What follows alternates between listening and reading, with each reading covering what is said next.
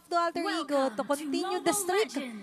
Or will ONIC I didn't stop the streak. Kasi sa ngayon, ang ganda nung naging takbo nung draft natin. Although there are some unorthodox heroes here na makikita natin draw card, maraming coaches na nagsabi nga na parang enough of the experimenting. Pero malay nyo naman, this is something that ONIC ID have practiced. Especially with this Hellcurt roam. Hindi naman siya super bago, diba? We've seen some glimpse of a Hellcurt kahit dito sa PH eh. Pero for it to be used dito on a crucial fight against Alter Ego, parang interesting yung choice dito ng ONIC. Uy! Exciting na ako malaman yung thoughts ng ating mga analyst sa chat. Mag-long chat na kayo dyan. Wala ba kayong long message dyan? Babasahin natin yung mga message. Promise, babasahin namin yan. Pero ngayon, uy, balasado talaga dito si San sa gitna kapag ganitong mga fan yung katapat nyo eh. Pero Alec, on the other hand, will suffer some grabing damage din, pero still, wala pang first blood na nangyayari. Pero maganda yung sabayan mamaya sa god lane. Uy! Naku po. Okay, kalma-kalma lang tayo dito. RF obviously has the better... Hindi ko alam, hindi ko din mapatansya kung sino ba yung mas magandang late game sa dito. ngayon, no?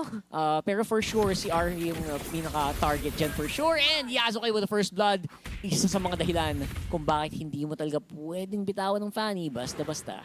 This is the reason din na parang prayo pa yung Fanny pag nasa red side kanina. Even with the Jushin, open up. Open kasi yung Fanny. Oh, diba? So, sobrang alam agad ni Yasuke yung mangyayari na babalik-balikan ko lang yan, coach, promise. Pero Indo niya sinabi yan na. Pero ngayon, babalik tayo. It's going to be the first turtle. Upper grabs, pero mukhang hindi to upper grabs kay Kyrie kasi abante agad din si Yasuke. Skip on! Targetin! Hellcurt roam, may talagang binibigyan paulit-ulit dito, binabalik-balikan at nabibigyan ng kill si Yasuke on his Fanny 2-0 so far. Medyo kakabahan kung ikaw ang ONIC ID giving a Fanny this early kills. Tapos hindi kayo makalapit, makakontest. You're not even trying to deny his purple buff. Oo. Diba parang nandun yung statement na parang alam ni Yasuke, wala nag-attempt sumilip. They cannot afford to do so. Might as well discover the map all around. Ay, and that's gonna be Yasuke once more with a pretty easy Lord Steal or Turtle Steal here. And kahit na medyo kayang umamba ng ONIC dito sa team fight na to, and even with the Alice in the middle of the fight, Yasuke babalik pa rin naman, killing spree pa sa kanyang Fanny. Magandang angat mula dito kay Sans though. And that's gonna be some pretty decent kills. Medyo hindi na nakaatras ang Alter Ego. Gagamitin ng kanyang black shoes para makatakas. ONIC Indonesia, may palag naman. Pero yeah, tama sinabi natin, binabasa ko yung MPL Philippines chat natin dyan. Sabi nila Janet, nila Gerard, problema yata talaga para sa ONIC to. Pero magandang problema doon para sa ONIC ID kapag umaasim. Ayun That was a lang, greedy play for Yasuke. Sobrang greedy play na nun. Kasi kaya niya nang tumakas. He could have gone the other way. Turned back muna dun sa members ng ONIC. Pero that didn't happen. So yan naman yung magandang punish.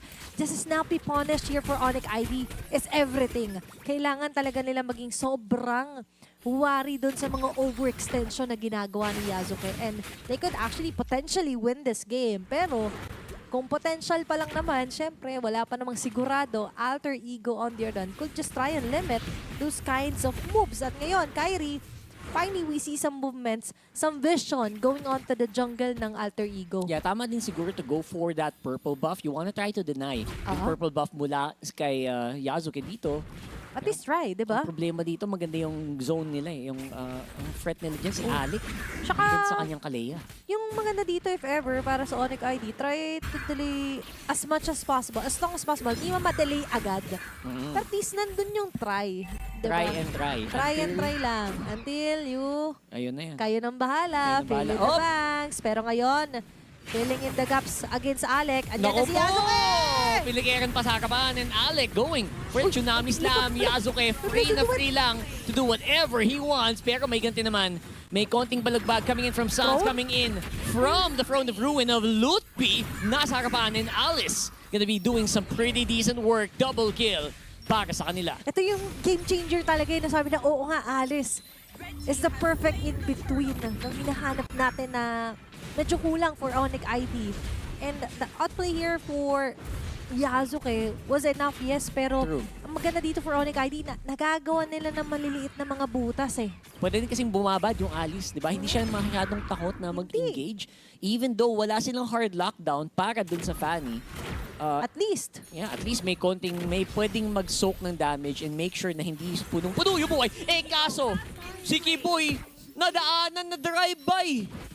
Ito naman pre, kumaway lang ako, nagalit ka naman agad. Galit. Hindi ka naman mabiro, Yasuke. At hindi talaga biro yung ganun. Pero for now, bandang baba, balibagan. Na-force yung Purify. Okay, atake. Pwede mong mabati sila Sans. Kaya nasa harapan and may angat pa naman. Alec is in trouble. Giving over the kill to Skyler doon sa baba. Okay, para sa alter ego, parang kailangan din nila kumalma. Kasi it doesn't necessarily mean na alamang si Yasuke go lang ng go. Pero sa Oo. ngayon, parang ayaw niya magpaawat is making the most out of the momentum na meron talaga yung Fanny. And yes, we're talking about the Fanny na 5-1-0, ladies and gentlemen. Lahat sa kanya. Lahat nung nasa kill score na yan, lahat dahil sa kanya. So might as well, pero ngayon, might as well bantayan din yung mga kailangan ng jungle nyo. Ito kasi yung next move nila Lutpi. Yun Plan nga eh. B, i-deny, i-delay si Yasuke pero hindi mangyari kasi one step ahead din ang alter ego. Yeah, and sa lahat ng nangyayaring to, by the way, hindi pa sumasama si RV sa mga team fights. So, you will see that shift Pag-push. probably mamaya. Yasuke doing his best to be a big threat naman para, again, pag distracted kayo sa Fanny, hindi yun napapansin yung Claude. Yun yung maganda naman para sa alter ego. Pero yung ONIC Indonesia, I think they feel like they can extend, especially dun sa taas ng mapa. Minsan kasi naka-carry over yung parang, okay, Fanny ako, kailangan ko ng kills, tong numbers, but you forget the macro. The macro side of things na kailangan nagpo-push din pala tayo. So, dyan naman kino-cover ni RP dahil medyo nag-fly under the radar siya pero not on the radar of the turtle. Teka, lalaban sila ng apat. Si RP paakyat na din. So, San's gonna go down pretty early on. And eto Yasuke! na, yung blazing duet coming in from the back. Kiboy in trouble here, hinahabol. And looks like si RP papatras and Yasuke is gonna be the victim here in this one. No turtle, hindi pa rin nakuha ng alter ego yon. And tutuloy-tuloy ang laban. Kyrie gonna get eliminated as well. Lutpi ang kumokontrol dun sa tatlo, doon sa taas. And RP gonna get taken out. It's a monster kill para sa Alice ng ONIC. Lutpi! The miracle worker for ONIC ID! Making miracles happen! Nasabi nila, okay, sobrang dominating mo. Etong sa'yo, hindi niya ina-expect na may susuntok sa likod. Na Lutpi na nagabak kay Yasuke. He was also the one who took down the Claude ERP. And now he's also guarding. Alone niyang ginagawa ito, yung turtle na still standing strong. Aabutan pa nga yatin la Kyrie and that's going to be a free turtle para sa ONIC ID. Yan, napareset man nila ang alter ego doon just because of the movements of Lutpi. Again, walang katakot-takot yung Alice niya sa game na to.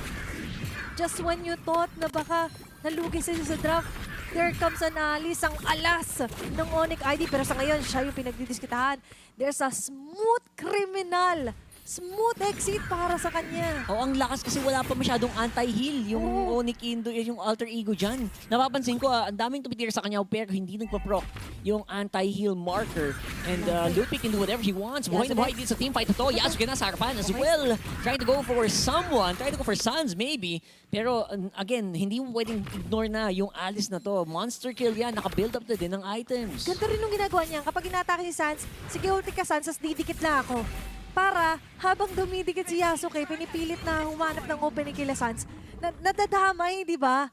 And imagine, nagkaroon ng rework sa isang Alice, passive niya na lang yun. Hindi na yun yung ultimate niya, guys. Hindi na siya Alice sa kilala mo dati. Yes, absolutely different. That's a more revamped version na nakikita natin. Plus, kita mo, even Yasuke alone cannot even put a dent doon sa HP bar ni Lutpi. Yan ang sinasabi ko. 6-0-2. Alice! Si ano lang, si Kalea lang yung may dominance. Everyone The rest, else, wala pa. ay glowing one. Nabuo na din pala ni Hijum Ilya. this time. So this might be better. Okay. This time around. Baka naman mabawasan na or mapabagal na itong Alice na to ngayon. I think na-realize nila na kailangan pala. Baka? Yeah. Baka. Pero Pryo Blood Wings para kay Hijum na nakita natin here for Dalila. So, it's all about surviving a little bit. here sa mapa, of course. Utility survival, glowing wand and blood wings, no? Diba? Parang iba yung atake ngayon ng Alter Ego and this is something to consider kasi isa talaga siya sa pinupuruhan eh. Kasi even though you have multiple escapes with the Black Shoes, sa Purify, you cannot deny that after Hijome, medyo kinakapo sila kasi hindi pa masyado giving yung Blazing Duet doon ni Arfi eh. Diba? We've seen a glimpse of that, pero ngayon we see the glimpse of the Lord. First ever Lord para sa laban na ito. Pero wala pang masyadong pupunta dyan. They're all still targeting yung mga macro side of things such as pushing off the lanes. And of course, for ONIC ID, meron silang man for that. It's going to be Skylar na abot pa rin naman. The mobility is there. Hindi nila pa problemahin when it comes to the team fights as long as the spear hits. Pero sa ngayon, they will be hitting onto Lutfi sa gitna. I think importante naman yan bago tayo mag-lord to go for maybe someone na pwede mo mapitas. Pero nangyari dito, nasa likodan. Etong si Arfi, pero si Alec ay hindi pa makakatakas. Si Skylar, tutok na tutok. And looks like even Arvi gonna go down pretty easily. Nino, nakakatakbo na din. Pero sabi ni Kiboy, wait lang, habulin natin yan. Naangat and nabagsak. Nino goes down. Grabe, no? Oh my gosh, now for ONIC ID.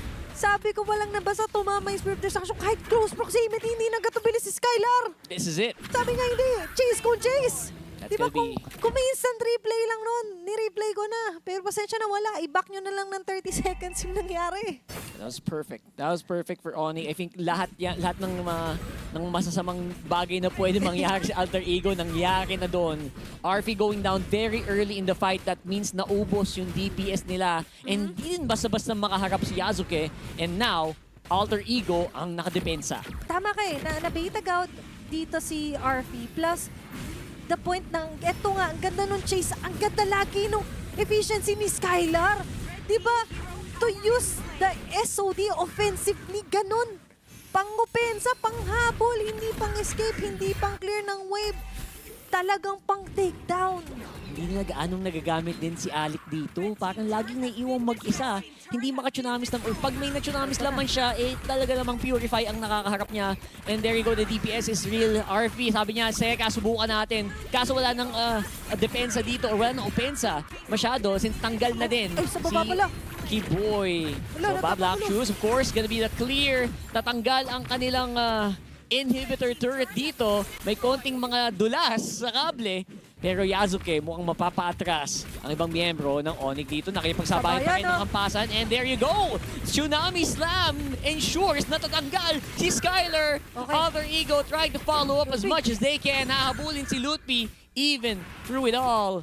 Looks like confident na sila to go against this monster of an Alice. It's not over! And yes, hindi aabot sa cooldown ang kanyang Tsunami Slam. The execute's not gonna be here. Pero sabi nila, Alter Ego, kaya pa rin naming sumabay. That took too much time para sa Alter Ego. Aray ko.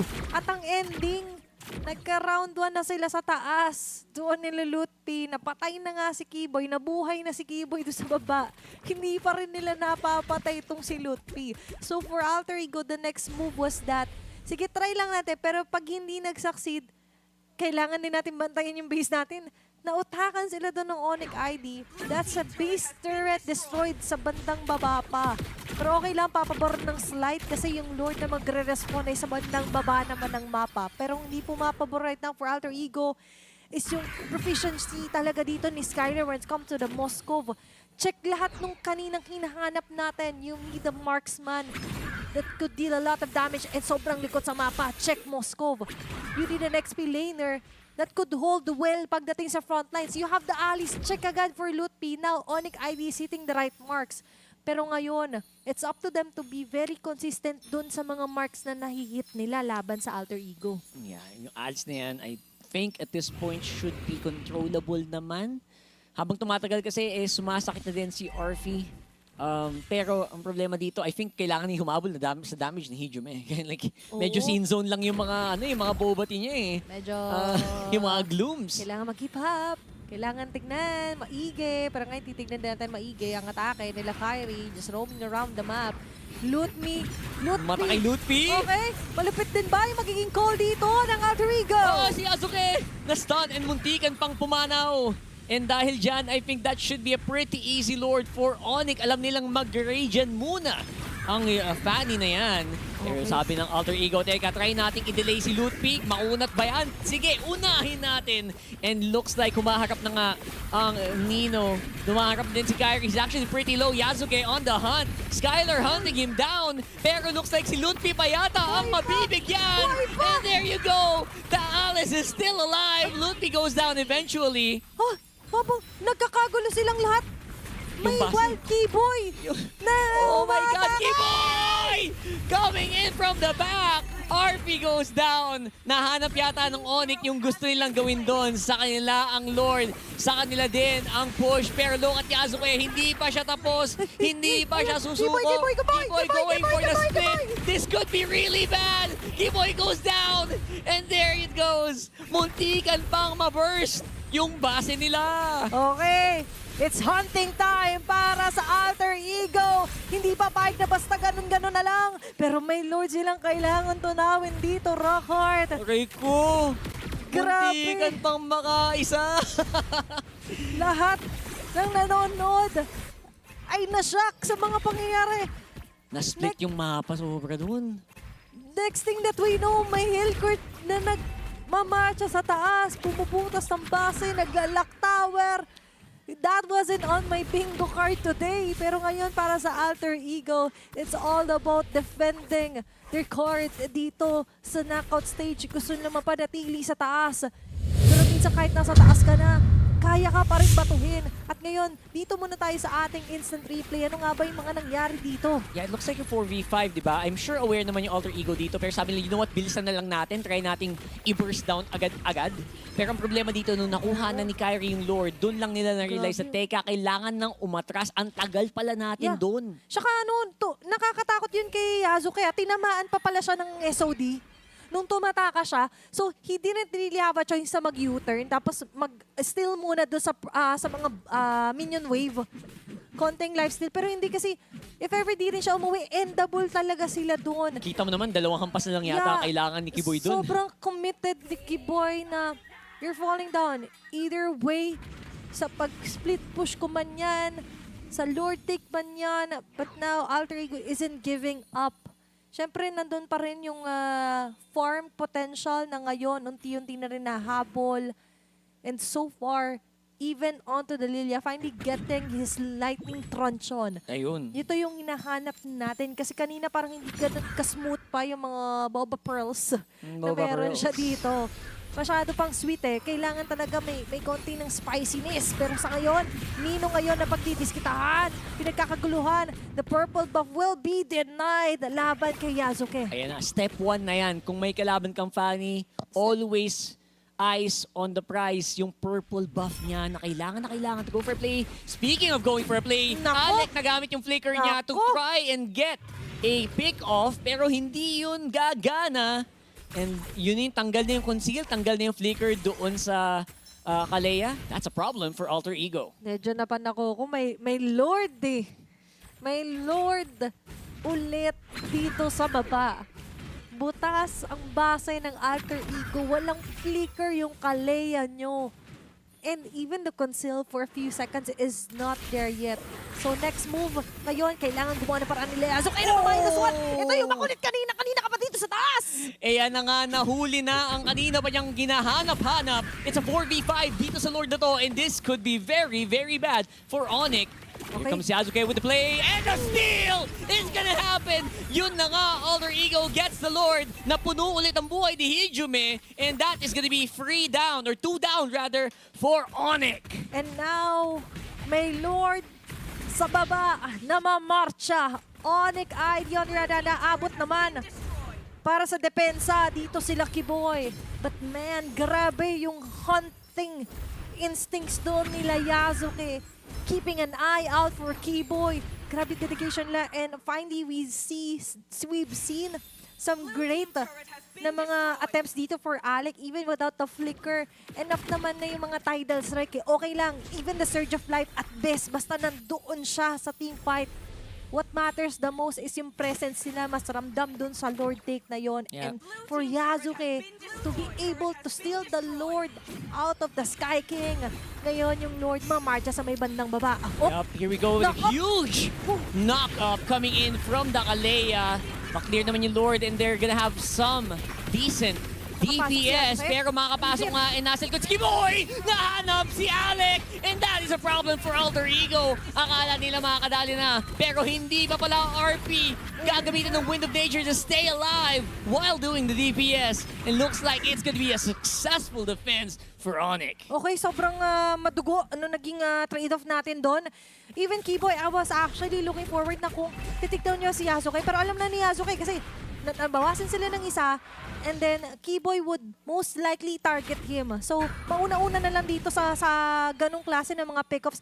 Grabe yung panguutak din doon actually ng ONIC ID para ipitan yung mga members ng Alter Ego na Very tapusin yung laban. And looking at our instant replay, yung sinasabi ko kanina, ganda na nung knock-up niya, like even with the Tsunami Slap. Pero what happened was that si Yasuke, kala niya libre niya sa may bandang baba. To the point na si Kyrie sabi niya, wait lang, hindi ka pwede, you cannot cross here. You cannot sit with us.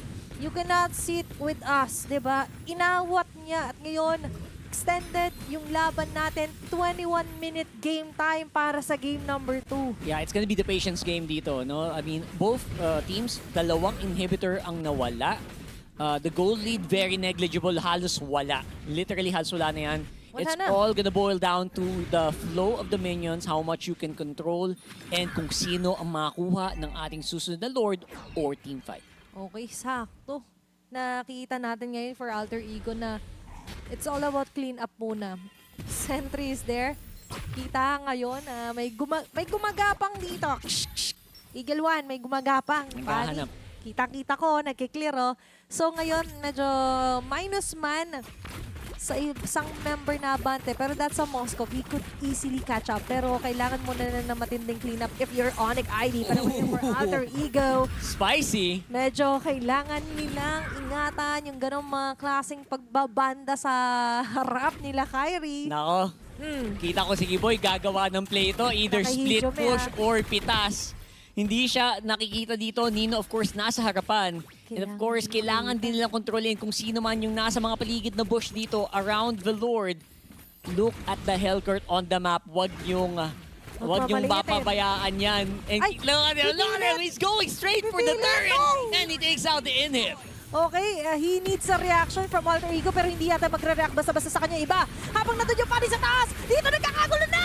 Ayan na nga, the big fight is erupting. 2 down for ONIC, Indonesia. Sans trying to go for the disengage pero looks like hindi siya mapapayagan. Si Lutfi din sinusubukang guluhin yung arrangement, yung form dito ng Alter Ego. Parang too late na yata, though it might be it. Lutfi and Sans na lang ang natitira. And ONIC, Indonesia, 2 members to defend laban sa 5 Ang ng hirap. Alter Ego. Ang hirap huminga, Rockard, kung ikaw ang ONIC ID kasi Alter Ego is this close to closing off this series. Magkakaroon ba ng sweep? This looks like it could be a sweep. Sans going down as well. Lutfi na lang natitira. Yung base nila ay wala nang dedepensa pa. And just like that, it's a sweep. Alter Ego win 2-0 laban sa ONIC.